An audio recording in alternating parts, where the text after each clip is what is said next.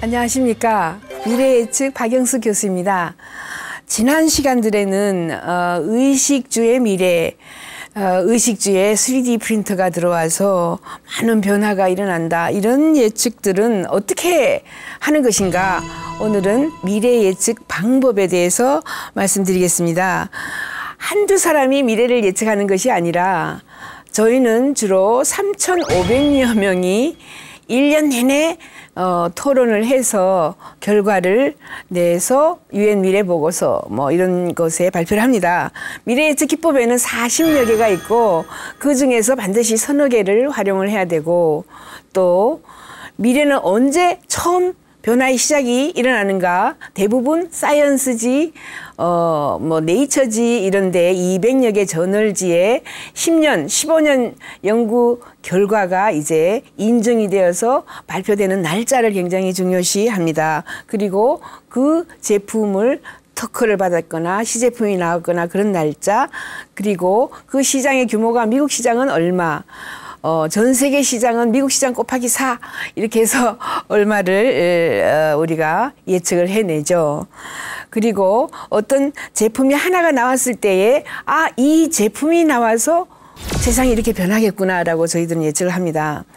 그림에서 보면 이제 우리가 한 달에 5개, 4개 내지 5개 정도의 치약을 그죠? 각 가족이 5명의 가족이 치약을 튜브를 눌러가지고 쓰고 버립니다. 5개를 버려요.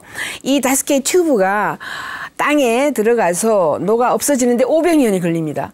우리가 얼마나 나쁜 짓을 하고 있는지 무의식 속에 우리가 버리는 튜브를 이렇게 환경오염의 주범으로 만약에 생각을 한다면 대안은 바로 이것이다 이런 거죠. 요거는 이제 칫솔은 뭐 그대로 있겠지만은 치약을 이게 하나의 소프트 젤이라고 그럽니다. 젤을 이빨로 딱 깨물어요.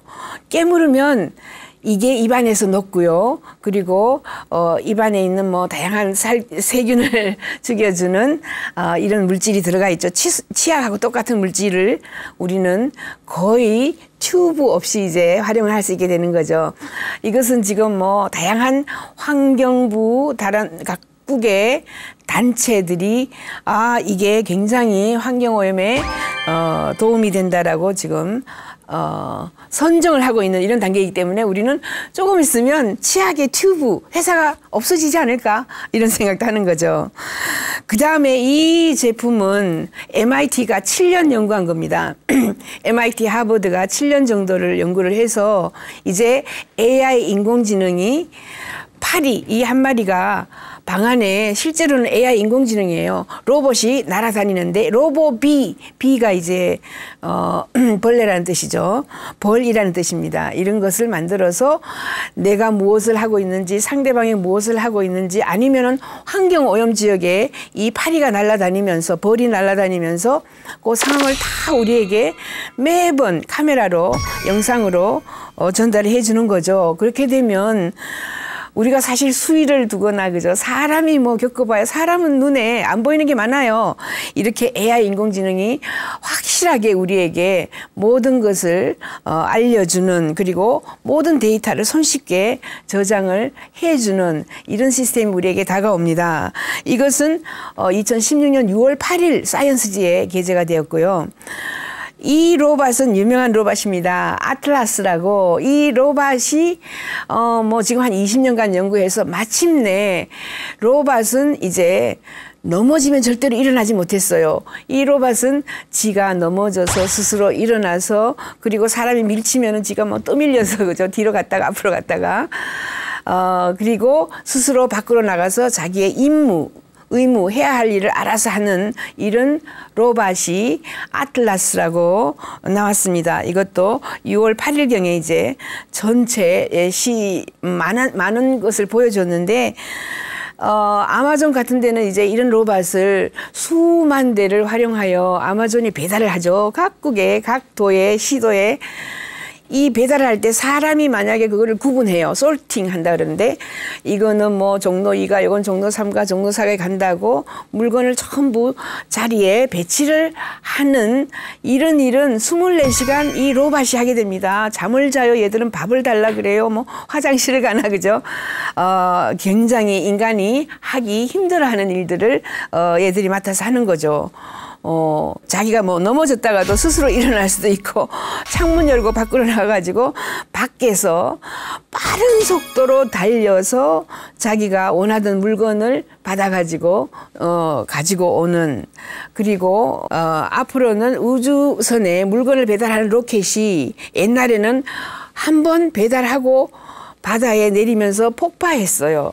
재활용을 못했는데 이제 2016년 5월 5일 날 재활용을 하게 되었습니다.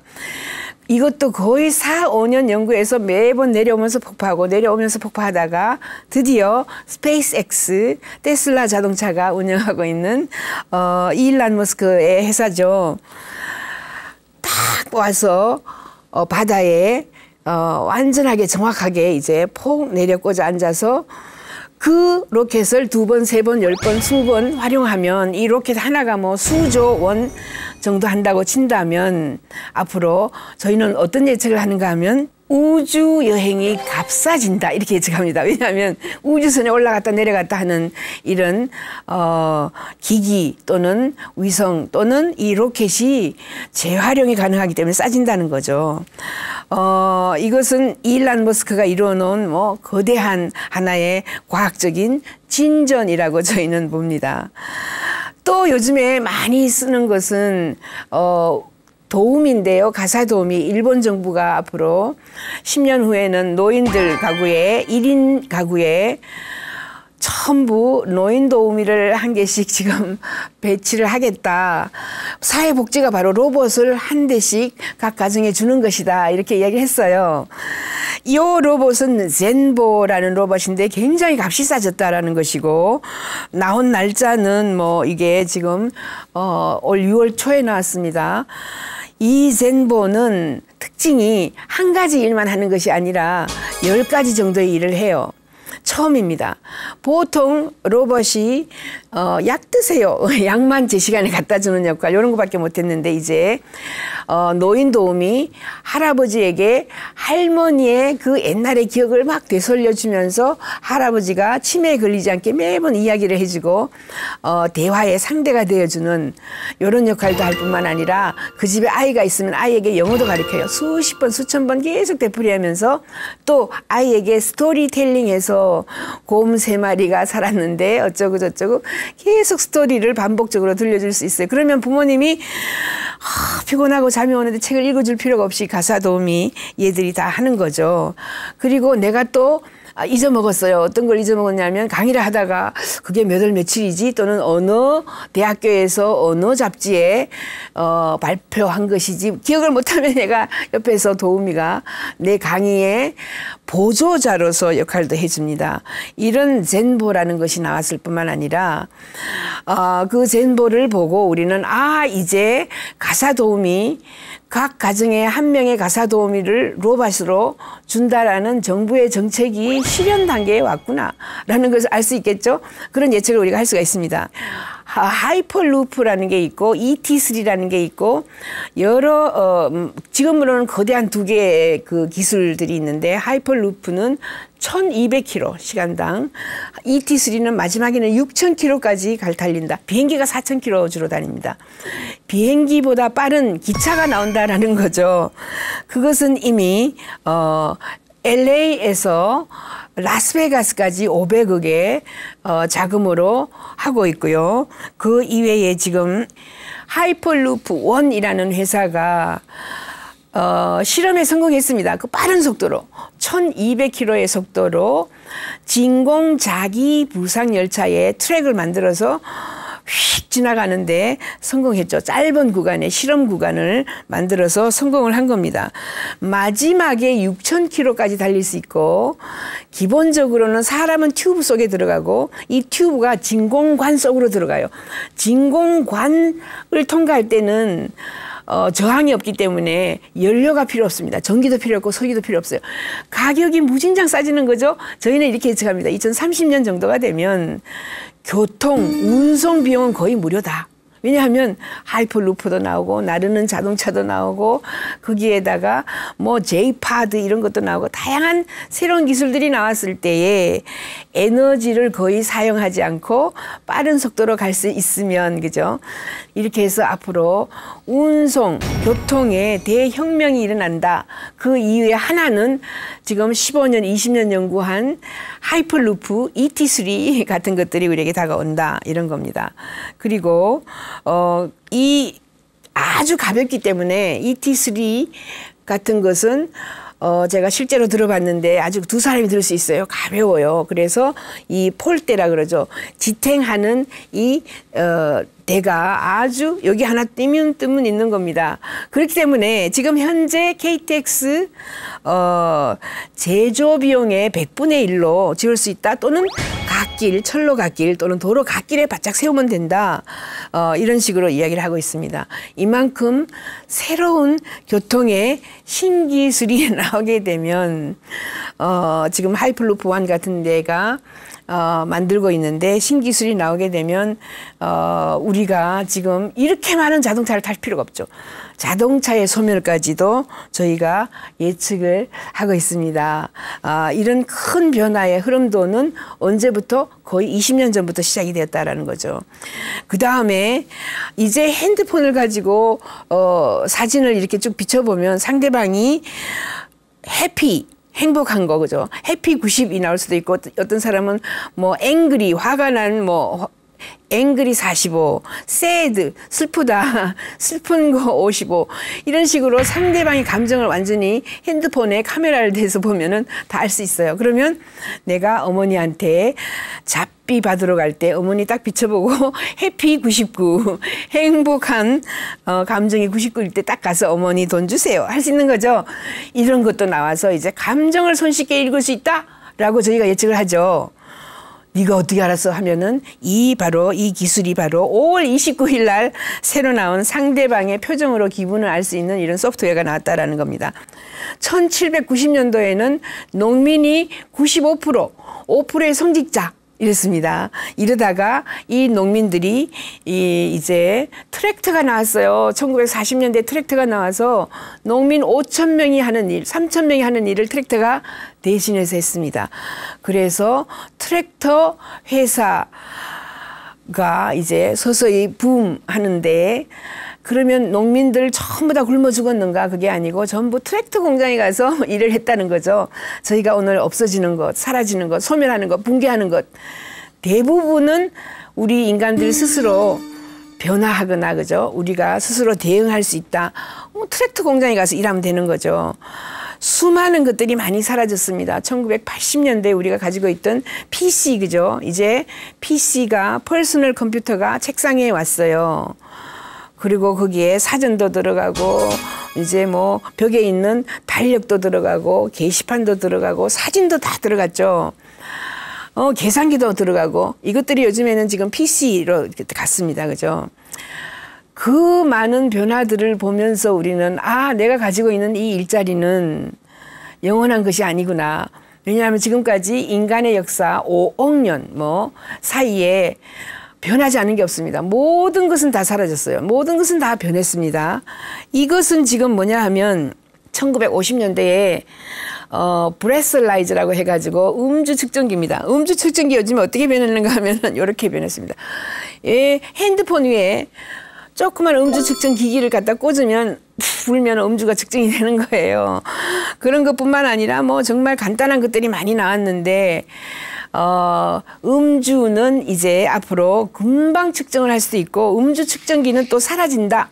굉장히 중요한 이야기입니다. 왜냐하면 이제 사람이 운전하지 않아요. 2025년이 되면 무인차가 나와서 자율주행차가 나와서 인간이 운전하는 것은 불법이다.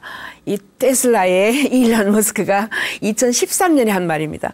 앞으로 인간이 운전하는 것은 불법이다. 모든 자동차 사고는 인간의 실수에 의해서 97% 실수에 의해서 일어났다. 이런 이야기까지 하고 있죠. 그래서 저희는 앞으로 이제 음주 측정기 또는 음주를 측정하는 사람도 없어지고요. 수많은 것들이 없어진다라고 봅니다. 또 저희가 이렇게 예측할 수가 있어요. 앞으로 40cm, 80cm 전혀 구분이 안 돼. 네가 어떻게 알았어? 당신이 어떻게 그런 결론을 내요? 미래를 어떻게 그렇게 예측했습니까? 하면은 이렇게 이야기합니다. 저희는 세컨 스킨이라고 XPL이라는 물질이 나왔어요. MIT에서 11년간 연구를 해서 드디어 5월 10일 날 논문지에 게재가 되었습니다. Nature Materials에 5월 10일 날 게재가 되었어요. 인정해 준 거죠. 11년간 연구한 것을 드디어 인정을 해줬습니다. 이것은 물질을 발라요. 바른 곳, 안 바른 곳이 확실하게 차이가 납니다. 보면은 XPL을 바른 곳, 그죠? 애프터겠죠? 바르기 전에는 before예요, 그죠? 바르기 전에는 80세 노인이 주름이 이렇게, 그죠? 있다가 싹 없어집니다. 이것을 물질이 두 가지인데요. 바르고 말랐다가 또 한 번 바르면 24시간 쫙 펴줘요, 주름을. 그리고 또 4개월 내지 5개월을 지속적으로 바르면 그 분야에 주름이 펴진다는 거죠. 그렇게 되면 아까 이 할머니처럼 이제 이 할머니는 80세입니다. 80세 얼굴이 40세 얼굴과 거의 비슷하게 되는 거예요. 이런 세상이 온다라고 본다면 광고는 앞으로 어떻게 변할 것인가? 이것은 또 광고는 지금 현재 마이크로소프트 회사에서 MS에서 홀로 렌즈를 개발하여서 홀로 렌즈가 카메라입니다. 카메라로 막 찍어요. 홀로그램으로 광고를 찍습니다. 광고를 찍어가지고 미쯔비시 회사에서는 광고를 이미 공중에 홀로그램으로 공중에 딱 떨어뜨려요. 내가 지나가는 길목에 내가 좋아하는 뭐 미래에 관련된 서적이 나왔다 하면 딱 떨어뜨려요. 내가 언론사 보기에. 그죠? 그리고 내가 광고를 촬영해서 지금 화면에 보면은 촬영한 모습인데 이 사람이 모자 쓰고 있는 사람이 자기를 촬영한 거예요. 자기 딸하고. 이렇게 하면 화면이 적어지고요. 이렇게 하면 화면이 커집니다. 홀로그램이니까 공기 중에 화면이 있는 거죠. 공중에. 이것을 이제 이메일처럼 보낼 수 있어요. 핸드폰으로. 우리 시집에 있는 미시간에다가 보내면 미시간에 있는 시부모가 우리 손자 이렇게 잘 놀고 있구나를 공중에 떨어뜨려서 화면을 봅니다. 이렇게 되면 지금 우리 신문의 광고가 거의 죽었어요. 그죠? 신문의 광고 아무도 안 합니다. 요즘에. 그 다음에는 방송의 광고가 거의 안 해요. 어디로 가요? 전부 다 SNS에 가는데 SNS 광고마저도 없어질 수 있습니다. 또 이제 알약을 3D로 프린트하는 이런 기계도 나왔습니다. 이 기계는 이 글라스고 대학에 있는 리 크로닌이라는 교수가 제일 먼저 만들었는데 알약을 3D로 프린트하게 되면 어떤 현상이 일어나는가? 굉장히 많은 변화가 일어나죠. 앞으로 제약회사는 알약을 만들어서 팔지 않습니다. 이제 자기 퍼스널라이즈드 메디슨이라고 해서 개인 맞춤 약제. 나는 당뇨가 있으니까, 나는 고혈압이 있으니까, 나는 뭐 척추측만증이 있으니까, 나는 무슨 있으니까 아스피린도 나에 딱 맞는 아스피린을 내가 프린트해서 먹는 거죠. 제약회사는 이제 앞으로 포대에 밀가루 같은 약 성분만 팔 거예요. 그죠? 그리고 의사들은 전부 개별적으로 아스피린에 뭘 얼마를 타고 개별 나의 병명에 따라서 알약이 다 다릅니다. 그래서 각 가정에 알약 프린트기를 한 개씩 요즘에도 뭐 4, 50만 원, 5, 60만 원짜리가 이미 나왔어요. 그런 식으로 알약 프린트기를 각 가정에서 스스로 프린트하게 되면 약국이라든가 약사라든가 약대라든가가 아주 그죠? 뭐 굉장히 붕괴할 수도 있는 이런 예측도 우리가 이미 할 수 있습니다. FDA가 승인을 해주지 않았습니다. 이 알약 프린트기를 5년간 승인해주지 않다가 드디어 2015년 8월 5일 날 승인을 해줬어요. 저희 미래학자들이 그날 밤에 모여서 막 미래를 예측한 결과 결국 앞으로 약국은 많이 없어지겠다라는 이런 판단을 저희가 내리게 된 거죠. 그리고 앞으로 미래에는 거대한 공항이 필요 없습니다. 지금 가지고 있는 공항으로도 충분하게 우리가 활용을 할 수 있다라는 예측을 합니다. 그 이유는 이제 달파가 7년 전에 사이언스지 저널지에 이미 승인을 받았고 이미 3월 달에 시제품이 나왔고 5월 달에 5월 9일 날은 이제 진짜 제품이 나온 거예요. 뭐냐 하면 수직 상승, 수직 하강하는 이런 비행기가 나왔습니다. 이 비행기는 VTOLX라고 우선에는 국방연구원 또는 국방부에서 사용할 건데 아무 데서나 뜰 수 있어요. 수직 상승하니까 나무 위에서 또는 돌 위에서 아니면은 뭐 공간에서 도로에서 뜰 수 있기 때문에 활주로가 필요 없어요. 거대한 공항이 필요 없습니다. 이것은 지금 7년 만에 완전한 제품이 나왔는데 이 제품은 독일에 있는 큰 대학과 릴리움 컴퍼니라고 그 대학에서 만든 회사에서 실제로 사람을 그러니까 6인승 정도 사람을 태워서 옥상에서 날랐고요. 그리고 도로에서 나르고 아무 데서나 나를 수 있다는 것을 이미 보여주었습니다. 이렇게 만약에 수직 상승, 수직 하강하는 비행기가 나오면 거대한 공항 활주로가 필요 없게 되겠죠. 거기만 아니라 나르는 자동차 굉장히 다양한 것들이 이미 많이 나와 있고요. 아까처럼 하이퍼루프라고 순식간에 전 세계를 대여섯 시간 만에 달리는 이런 열차, 고속열차죠. 진공 자기 부상 열차가 나오고 다양한 교통수단이 나오면 공항의 존재가 크게 필요 없어지는 이런 시대로 갑니다. 이번 시간에는 미래 예측 방법을 배워봤습니다. 미래 예측 방법론에 40여 개가 있고 거기에는 델파이 기법, 뭐 미래 바퀴 기법, 시나리오 기법 등이 많이 있는데 그 예측들 중에서 미래가 첫 변화를 시작하는 시점을 저희는 사이언스지, 네이처지 각종 저널에 10년, 15년 연구하여서 논문이 게재되는 날짜를 아주 중요하게 생각합니다.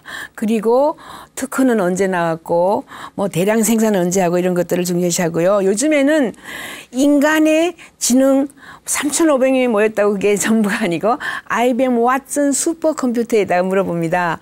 왜냐하면 나의 머리는 3기가밖에 안 되는데 그 슈퍼컴퓨터는 뭐 컴퓨터만 갖다 놓으면 기능이 20억 배, 30억 배로 늘어나기 때문에 그렇습니다. 이러한 방법론을 통해서 다음 시간에는 AI 인공지능이 앞으로 어떤 역할을 하며 어떻게 변해갈 것인지 알아보려고 합니다. 미래 예측의 박영숙이었습니다.